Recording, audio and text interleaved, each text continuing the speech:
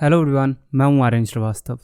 इस वीडियो में हम डिस्कस करेंगे स्टार्टअप इकोसिस्टम के वो टर्म्स जो आपको पता होने चाहिए अगर आप स्टार्टअप्स में इंटरेस्टेड हैं, किसी स्टार्टअप में वर्क कर रहे हैं या फिर इन फ्यूचर अपना स्टार्टअप ओपन करना चाहते हैं। तो ये टर्म्स आपको हेल्प करेंगे ग्रो करने में। इंडिया के टॉप स्टार्टअप की केस स्टडी की प्लेलिस्ट आपको आई बटन और डिस्क्रिप्शन बॉक्स में मिल जाएगी। इस वीडियो के बाद ज़रूर देखिए उसे। स्टार्ट करते हैं आज की वीडियो। इंट्रो।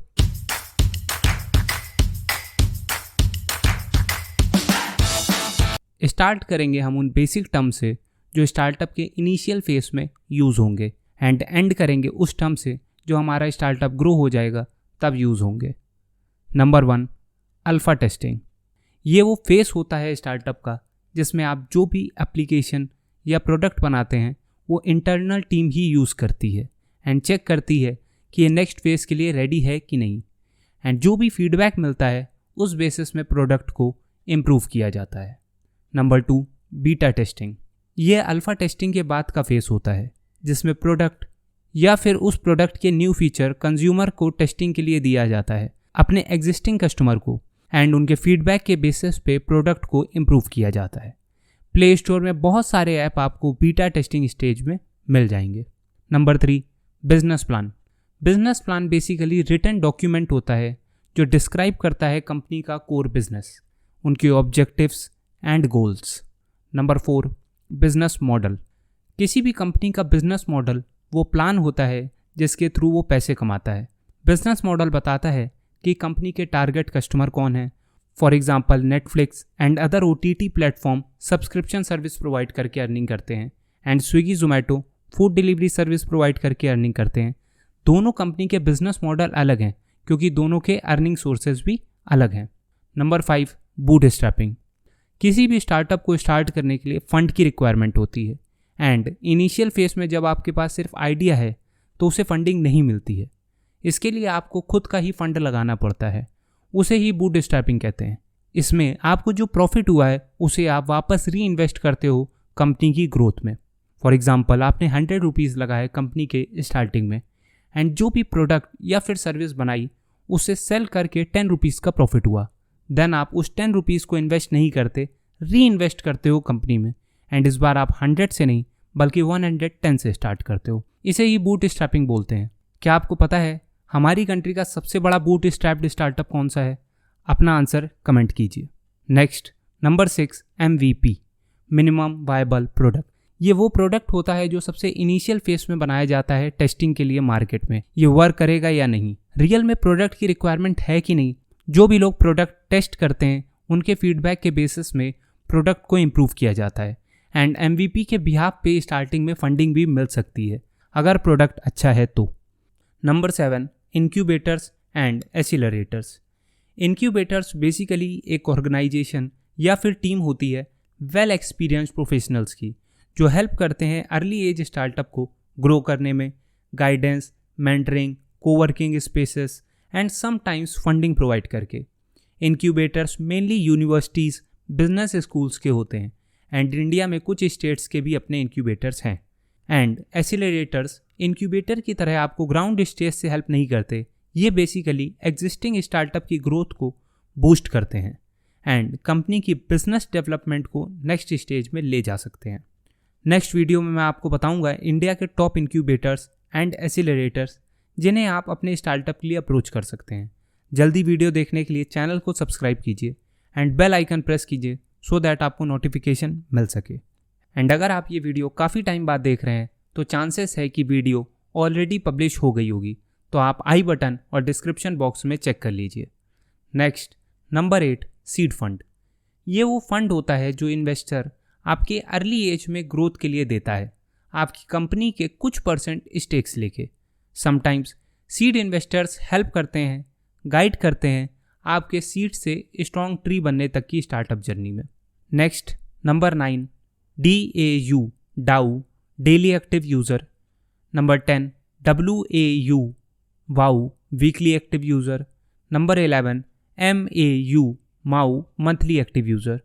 डाउ आपको बताता है कि आपके ऐप या सर्विस के डेली एक्टिव यूज़र कितने हैं। वाउ वीकली एक्टिव यूज़र बताता है and MAU monthly active user बताता है। Next number 12, angel investor. Angel investor वो होते हैं जिनकी नेटवर्थ काफ़ी ज़्यादा होती है एंड वो एंजल की तरह आके आपके स्टार्टअप को फंड करते हैं, गाइडेंस देते हैं उस स्टेज पे जब आपके स्टार्टअप पे लोगों का ट्रस्ट कम होता है एंड हेल्प करते हैं आपकी कंपनी को ग्रो करने में। जितना वो इन्वेस्टमेंट करते हैं उस बेसिस में एंजल इन्वेस्टर आपकी कंपनी में स्टेक्स लेते हैं। नंबर 13, आरपू, एवरेज रेवेन्यू पर यूज़र। ये आपको बताता है कि कंपनी ऑन एन एवरेज अपने पर एक्टिव यूज़र से कितना अर्न करती है। आरपू का फॉर्मूला होता है ARPU equal to total revenue upon number of active user. Next number 14, burn rate. Burn rate show करता है निगेटिव कैश फ्लो कि आप पर मंथ कितना कैश स्पेंड कर रहे हो अपने स्टार्टअप में पॉजिटिव कैश फ्लो आने के पहले। Number 15, cap table. Capitalisation table और in short cap table basically spreadsheet या फिर टेबल होती है जो शो करती है कि कंपनी के कितने शेयर किसके पास हैं। दैट इज़ ये टेबल ब्रेकडाउन शो करती है कंपनी के शेयर होल्डर्स के पास कितनी इक्विटी है। नंबर 16, कैक, कस्टमर एक्विजिशन कॉस्ट। कैक शो करता है कि कस्टमर को सेल्स एंड मार्केटिंग के थ्रू एक्वायर करने में कितनी कॉस्ट आती है। कैक को कैलकुलेट करने का फॉर्मूला है CAC equal to cost of sales plus cost of marketing upon new customer acquired. Next number 17, conversion funnel. Conversion funnel basically process होता है एक अननोन पर्सन को अपना कस्टमर बनाने तक का। उसके लिए आप पहले पर्सन को अवेयर करते हो अपने प्रोडक्ट के रिगार्डिंग, देन इंटरेस्ट क्रिएट करते हो एंड डिज़ायर बिल्ड करते हो सो दैट वो पर्सन आपका प्रोडक्ट या फिर सर्विस बाई कर सके। Number 18, freemium. फ्रीमियम कॉम्बिनेशन होता है 2 वर्ड्स का, फ्री प्लस प्रीमियम। इसके थ्रू कंपनी पहले आपको फ्री सर्विस प्रोवाइड करेगी एंड देन अगर आप एक्स्ट्रा बेनिफिट्स लेना चाहते हैं तो आपको प्रीमियम वर्जन बाई करना पड़ता है। आजकल मेनली सारी ऐप प्रीमियम मॉडल में वर्क करती हैं, लाइक यूट्यूब प्रीमियम आप बाई कर सकते हैं तो एड्स नहीं आएंगे and same with Spotify and different apps. आप कौन कौन से प्रीमियम सर्विस वाले ऐप यूज़ करते हैं, किस यूज़ के लिए एंड क्या आपने उसका प्रीमियम वर्जन बाई किया है, कमेंट करके बताइए। Number 19, term sheet. ये 5 to 8 पेजेस का डॉक्यूमेंट होता है जो इन्वेस्टर प्रिपेयर करता है कंपनी के लिए जिसमें वो इन्वेस्ट कर रहा है। टर्म शीट में बेसिक टर्म एंड कंडीशन होती है इन्वेस्टमेंट की। Number 20, GTM, go to market strategy. GTM basically detail plan होता है कि कैसे कंपनी अपने टारगेटेड कस्टमर के साथ इंगेज करेगी एंड कन्विंस करेगी अपनी प्रोडक्ट या फिर सर्विस बाई करने के लिए एंड कम्पिटिटिव एडवांटेज अचीव करेगी। Number 21, pitch deck. Pitch deck brief presentation होती है जो आप प्रिपेयर करते हो इन्वेस्टर्स, को फाउंडर्स या फिर कस्टमर को शो करने के लिए। इसमें आपका बिजनेस मॉडल होता है कि आप क्या प्रोडक्ट बना रहे हो, क्यों बना रहे हो and many things. Pitch deck में क्या क्या होता है इसके लिए आप हमारी केस स्टडीज़ देख सकते हैं।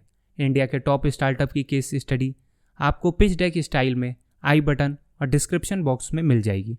Next number 22, value proposition. Value proposition promise होता है जो कंपनी करती है अपने कस्टमर से कि वो क्यों उनका प्रोडक्ट या फिर सर्विस यूज़ करें। Number 23, revenue model. Revenue model business model का पार्ट होता है एंड ये फ्रेमवर्क शो करता है कि कंपनी खुद कैसे अर्न करेगी प्रोडक्ट या फिर सर्विस सेल करके।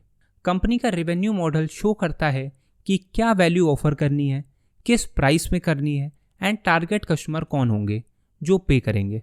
Number 24, run rate. कंपनी का रन रेट शो करता है कि कंपनी की करंट अर्निंग कितनी है एंड उस बेसिस में 1 ईयर का रन रेट कैलकुलेट किया जाता है। रन रेट का फॉर्मूला होता है annual rate ARR equal to revenue in particular time into number of period in 1 year. Next number 25, KPI, key performance indicator. KPI basically indicators होते हैं जो शो करते हैं कि कंपनी कितनी इफेक्टिवली अपने बिजनेस के ऑब्जेक्टिव्स को अचीव कर रही है। हाई लेवल KPIs कंपनी के ओवरऑल बिजनेस परफॉर्मेंस पे फोकस करते हैं and low level KPIs HR, sales and marketing पे फोकस करते हैं। Number 26, pivot. पिवट बेसिकली तब किया जाता है जब आपको लगता है कि आपका प्रोडक्ट या फिर सर्विस मार्केट के नीड को सेटिस्फाई नहीं कर पा रही है, तो आप डायरेक्शन चेंज करते हो, न्यू प्रोडक्ट बनाते हो या कुछ और ऐड ऑन करते हो अपनी प्रीवियस सर्विस में, सो दैट कंपनी का रेवेन्यू बढ़ सके एंड सर्वाइव कर सके मार्केट में। Number 27, ESOPs, employ stock ownership plan. ESOPs early employees के लिए होता है स्टार्टअप्स में। जब आप अर्ली टीम को अच्छी सैलरी नहीं दे सकते तो अपनी कंपनी के कुछ स्टॉक्स दे देते हैं, जो इन फ्यूचर जब कंपनी की ग्रोथ होती है तो उन स्टॉक्स की वजह से एम्प्लॉय की भी ग्रोथ होने लगती है।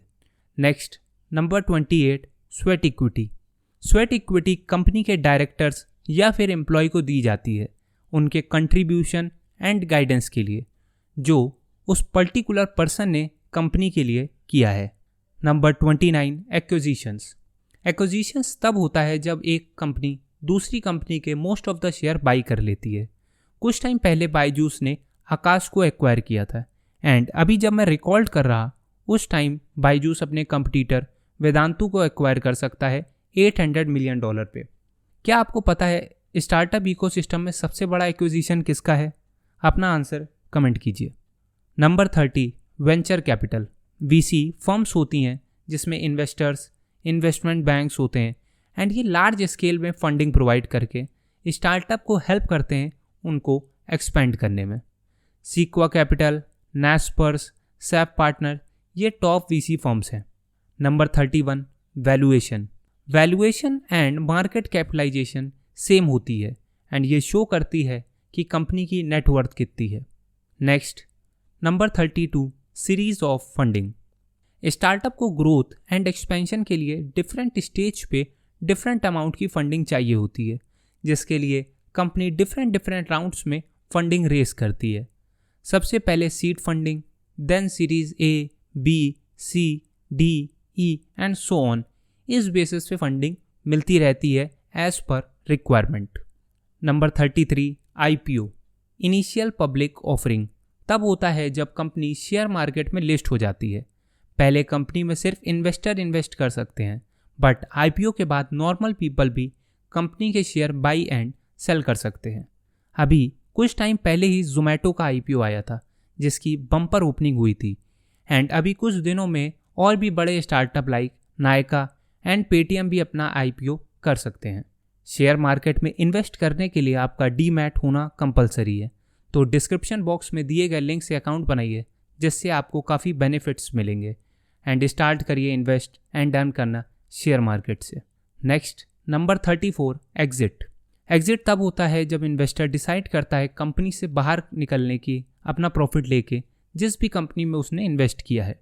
इन्वेस्टर को अच्छी एग्जिट तब मिलती है जब स्टार्टअप को एक्वायर कर लिया जाता है या फिर उसका IPO हो जाता है।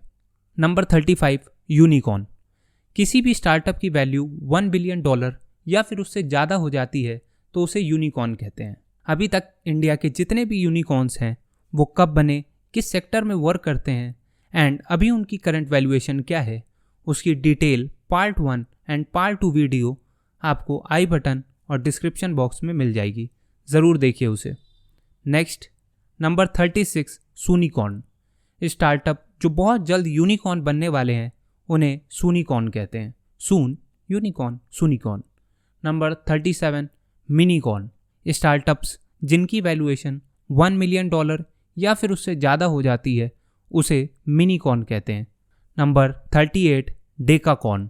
स्टार्टअप्स जिनकी वैल्यूएशन $10 बिलियन या फिर उससे ज़्यादा हो जाती है उन्हें डेकाकॉर्न कहते हैं, for example Byju's and Paytm. Next, number 39, hectocorn. Startups जिनकी वैल्यूएशन 100 बिलियन से ज़्यादा हो जाती है उसे हेक्टाकॉर्न कहते हैं, for example Facebook and Flipkart.